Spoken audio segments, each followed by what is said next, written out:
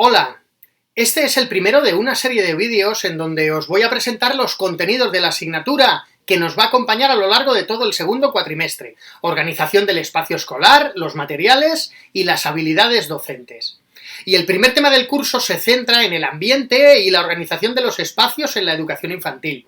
Si vais siguiendo el documento en PDF con los contenidos del tema a la par que el vídeo, veréis que el tema lo comenzamos caracterizando la educación infantil desde el punto de vista de la pedagogía. Luego hablamos de qué es el ambiente escolar y su organización, y terminaremos el tema hablando de los diferentes espacios que mediatizan la educación infantil. Comenzamos el tema hablando a nivel general de qué es la educación infantil. A estas alturas de curso ya deberéis manejar con soltura este concepto. Sabéis que la educación infantil se divide en dos ciclos, de 0 a 3 y de 3 a 6, y que no se trata de una etapa obligatoria en nuestro sistema educativo. También me interesa, antes de entrar en materia, que manejéis las principales disposiciones legales que regulan la etapa. Y en el tema os indico las que considero más importantes y que trabajaremos en clase para que os familiaricéis. Hablo de la LOMCE, que modifica algunos artículos de la anterior LOE, dando como resultado nuestra actual Ley de Educación. Hablo del decreto 1630/2006, que regula las enseñanzas mínimas del segundo ciclo de educación infantil, y luego hablo de los decretos autonómicos 37/08 y 38/08, que concretan esas enseñanzas mínimas reguladas en el 1630/2006 para el primer y segundo ciclo en la Comunidad Valenciana. En el tema también os hablo del Real Decreto 132/2010, que regula los requisitos que deben cumplir los centros según el Ministerio de Educación. Y luego, a nivel autonómico, hablamos del Decreto 2/2009, que regula los centros del primer ciclo de educación infantil. Y por último, hablo de la resolución del 1 de julio de 2016, que dicta instrucciones para la organización y el funcionamiento de las escuelas de primer y segundo ciclo de educación infantil para el presente curso. En principio, no hace falta que memoricéis todas estas leyes, aunque sí que me gustaría que os familiaricéis con ellas, ya que su contenido condiciona nuestro trabajo como docentes de infantil. Y una cosa más, también me interesa que repasemos los paradigmas pedagógicos, en especial el constructivismo, que es el paradigma dominante en la pedagogía actual. Hablaremos de sus principales características y cómo podemos integrarlo en la educación infantil. Pero bueno, nosotros veníamos aquí a hablar del ambiente escolar. ¿Qué es eso del ambiente? Si entras en una fiesta, saludas a amigos y piensas, ¡wow! ¡Qué ambientazo! Pero concretamente, ¿qué es eso del ambiente? Ahí en el tema os indico otro ejemplo. Por ejemplo, si entras en casa de una persona y miras a un lado y a otro, y lo que ves te indica cómo es la persona en el fondo. Si la casa está ordenada o no, la decoración, si hay juguetes por ahí es que hay niños probablemente, etcétera. Pues cuando entras en un centro educativo sucede exactamente lo mismo. Los espacios, su mobiliario, la decoración, etcétera, todo eso nos dice mucho de los actos educativos que allí se desarrollan. Pero un momento, ¿qué diferencia hay entre el término espacio y el término ambiente? Con espacio nos referimos justamente a eso, al espacio físico, con su mobiliario, materiales, decoración. Pero el término ambiente es más amplio y recoge una carga subjetiva. El ambiente incluye la relación que se establece entre la persona y el propio espacio. Para concretar un poco más la definición de ambiente, hablamos de 4 dimensiones que están estrechamente interrelacionadas entre sí. El ambiente cuenta con una dimensión física, que son los espacios de los que estamos hablando, pero también tiene una dimensión funcional, es decir, para qué se utilizan esos espacios y en qué condiciones están. Y una dimensión temporal, cuándo y cómo se utiliza. Y en cuarto lugar, una dimensión relacional, es decir, qué personas y en qué condiciones usan ese espacio. Por lo tanto, el ambiente será la intersección de esas 4 dimensiones. No puede existir un ambiente si no hay una interrelación entre esas 4.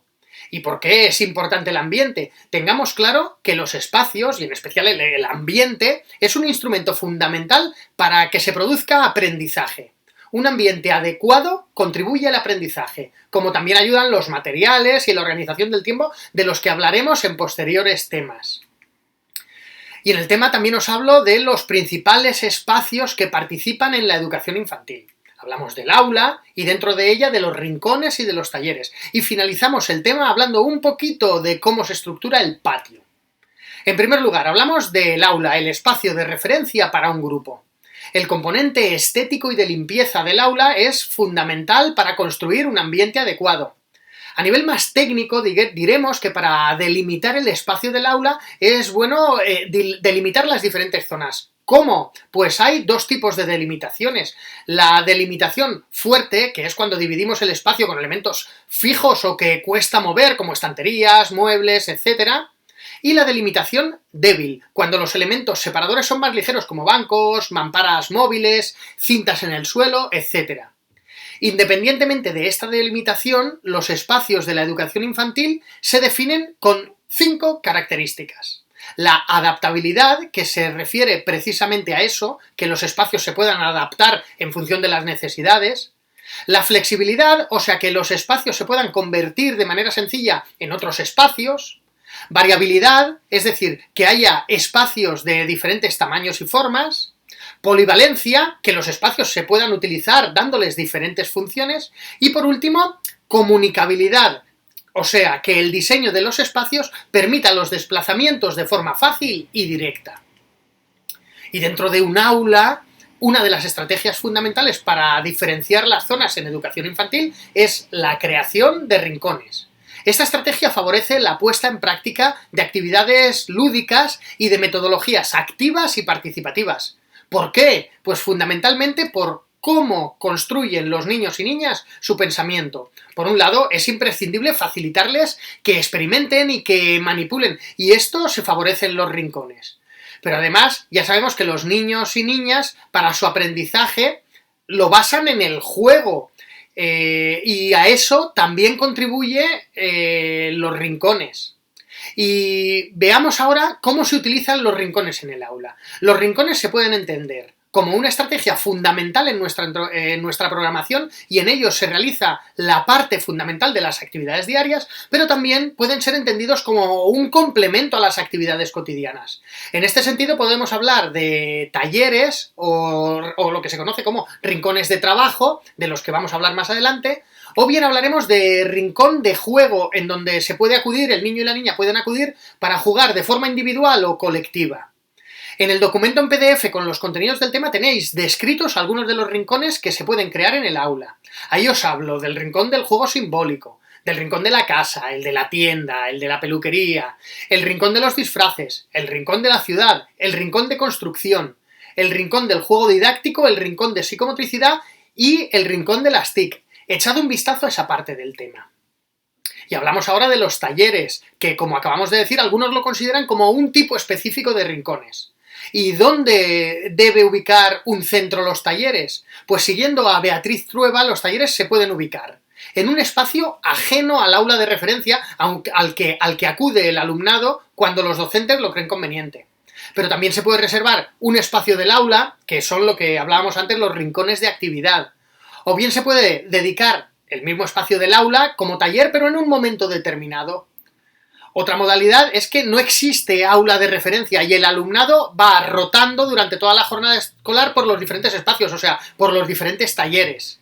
Ejemplos de talleres son el de psicomotricidad, el de naturaleza, el de observación y experimentación, el de lenguaje y el de plástica. Y una cosa más de los talleres. A la hora de usar con un grupo los talleres debemos saber diferenciar y utilizar 3 momentos claramente delimitados. En primer lugar, el momento de iniciación en el que se explica la actividad y se preparan los materiales. Luego, el momento de desarrollo propiamente dicho. Y por último, el momento de recogida y evaluación, que también es muy importante. Y terminamos el tema hablando del patio, un espacio fundamental para los niños y niñas en educación infantil. Allí los juegos que desarrollen los niños y niñas pueden ser dirigidos o libres. Vamos a distinguir entre 3 zonas fundamentalmente. En primer lugar, zona de juegos de movimiento con columpios, toboganes, escalas de cuerda y otros aparatos con los que se fomentan actividades movidas. Pero en una zona de recreo puede haber más. Puede haber una zona de juegos simbólicos que cuente con casitas, cabañas, mesas, etcétera, para que jueguen los niños y niñas. Y en tercer lugar también hablamos de una zona de juegos de construcción, en donde es bueno que se ubique un arenero y en donde hacer esas construcciones. Nuestro tema termina hablando de las condiciones básicas que debe cumplir un patio de una escuela, de entre las que destacamos que fundamentalmente debe ser un espacio accesible para todas y todos, debe contar con el tipo de suelo adecuado, un suelo blando para la zona de juegos cooperativos y el arenero del que hablábamos para la zona de construcción, y debe haber zonas soleadas y también zonas con sombra. Bueno, hasta aquí la presentación de este primer tema, lo seguiremos trabajando en tema. Lo seguiremos trabajando en clase. Espero que os resulte interesante. Mucho ánimo.